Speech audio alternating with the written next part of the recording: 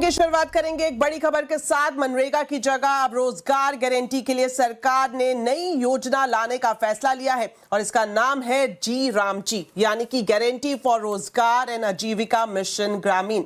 आज इससे जुड़े बिल को सरकार ने लोकसभा में पेश कर दिया है। इस बिल में क्या कुछ खास है, जानने के लिए अब सीधा जुड़ते हैं मेरे वरिष्ठ सहयोगी लक्ष्मण रॉय से। तो लक्ष्मण जी, आपसे सबसे पहले यही जानना चाहेंगे कि इस बिल में मनरेगा स्कीम के मुकाबले कौन से नए प्रावधान हैं जिन्हें शामिल किया गया है।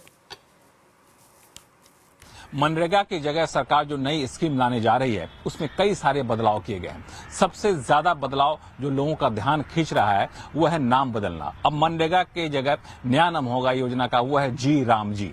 जी राम जी दरअसल अंग्रेजी शब्द का संक्षिप्त वर्जन है। इसमें जी राम जी का मतलब हुआ गारंटी फॉर रोजगार एंड आजीविका मिशन ग्रामीण।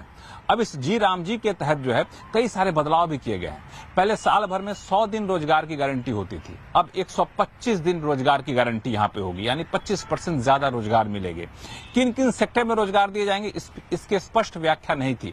अब स्पष्ट व्याख्या कर दी गई है कि 4 सेक्टर से जुड़े हुए काम में ही इस जी राम जी योजना के तहत आपको रोजगार मिलेंगे, जिसमें जल संरक्षण को लेकर कोई योजना चल रही हो, रूरल इंफ्रास्ट्रक्चर तैयार किया जा रहा हो, आजीविका पैदा करने वाली कोई योजना हो, पर्यावरण संरक्षण संबंधी कोई योजना हो, तो वहां पे इस जी राम जी योजना के तहत रोजगार दिए जाएंगे।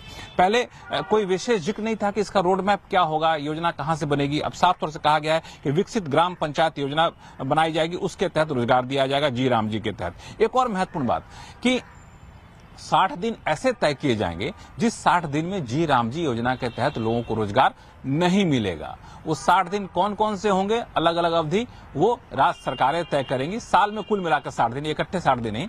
अब इसका मकसद ये है कि आमतौर पर बुआई के समय में, खेती के समय में मजदूरों को जो किल्लत हो जाती थी क्योंकि वो मनरेगा में काम करते थे, तो वो किल्लत ना हो, तो ये तय किया जाएगा कि 60 दिन में कुछ अवधि इन बुआई के समय के सीजन, पीक सीजन में रखा जाए, ताकि वहां पर मनरेगा में या फिर जी राम जी के तहत काम न मिले, मजदूर इस बुआई में, खेती में अपना हाथ बटा सके।